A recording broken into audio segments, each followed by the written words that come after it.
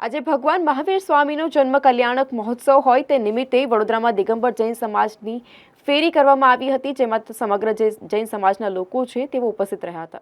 દિગંબર જૈન સમાજની પ્રભાત ફેરી નીકળી, જૈન અગ્રણીઓ જોડાયા। આજે ભગવાન મહાવીર સ્વામીનો જન્મ કલ્યાણક મહોત્સવ રંગેચંગે ઉજવાઈ રહ્યો છે, ત્યારે દિગંબર જૈન સમાજ દ્વારા લહેરીપુરા રોડ, ન્યાય મંદિર, સંત કબીર રોડ, ગેંડી ગેટ થઈ દેરાસર પૂર્ણ થયો હતો, જેમાં દિગંબર જૈન સમાજના રજનીકાંતભાઈ, યુનિવર્સિટીના પૂર્વ સેનેટ અને સિન્ડિકેટ સભ્ય, જાણીતા જૈન અગ્રણી દીપક શાહ સહિત અનેક મહાનુભાવો જોડાયા હતા।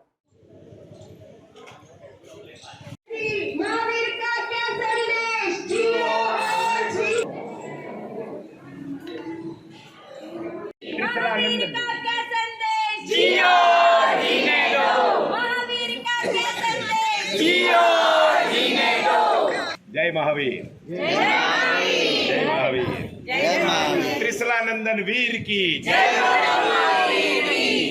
17, 18, 19, 20 जैन धर्म की हो गई जी। 21, 22, 23, 24 जैन धर्म के तीर्थंकर 24। 21, 22, 23, 24 बच्चा बोला 13, 14, 15, 16 जैन धर्म का बच्चा बोला 17, 18। दर्शक मित्रों, स्पार्क टुडे न्यूज़ में आपનું हार्दिक स्वागत છે। આજે ભગવાન મહાવીર સ્વામીનો 2622મો જન્મ કલ્યાણક મહોત્સવ છે અને આ મહોત્સવમાં દિગંબર સમાજ દ્વારા એક સરસ મજાનો વરઘોડો અત્યારે આખો ફરી રહ્યો છે। આપણી સાથે પંડિતજી એવા અનિલભાઈ છે, વાઇસ પ્રેસિડેન્ટ દિગંબર સમાજના રજનીકાંતભાઈ છે, બાકીના અગ્રણીઓ છે। આપણે પંડિતજીને પૂછીએ આજનો આ વરઘોડો આ શ્રાવકોએ શું કામ આમાં ભાગ લેવો જોઈએ અને ભગવાન મહાવીર સ્વામીનું કલ્યાણક જે છે એ જગત માટે કલ્યાણકારી કેમ કહેવામાં આવે છે? हाँ, जय जिनेन्द्र। पहले तो ये बात है कि ये जो प्रसंग है महावीर जन्म कल्याणक महोत्सव, जो भगवान महावीर आज से 2623 साल पहले इस भारत भूमि को पवित्र कर रहे थे।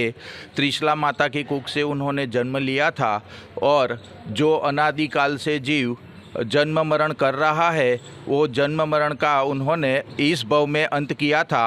अब की बार वो जन्म नहीं लेंगे और 4 गति और 84 लाख योनियों में परिभ्रमण नहीं करते हुए वे सादी अनंत काल तक के लिए सुखी होने वाले हैं, वो मोक्ष दशा को प्राप्त होने वाले हैं, इसलिए हम उनका जन्म कल्याणक मनाते हैं।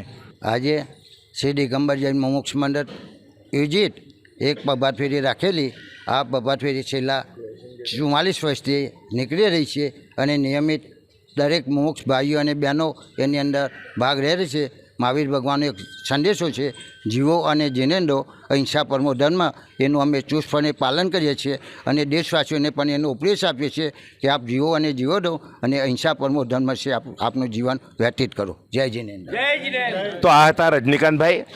ભગવાન મહાવીરે એકમાત્ર એમનો પ્રમુખ સિદ્ધાંત હતો અહિંસા, live and let live others, જીવો અને જીવવા દો। જગતના જીવોને જેમ મનુષ્યને જીવવાનો અધિકાર છે એમ એકેન્દ્રિય, બેઇન્દ્રિય, તેઇન્દ્રિય, ચૌરિન્દ્રિય, પંચેન્દ્રિય તમામ જીવોને જીવવાનો અધિકાર છે।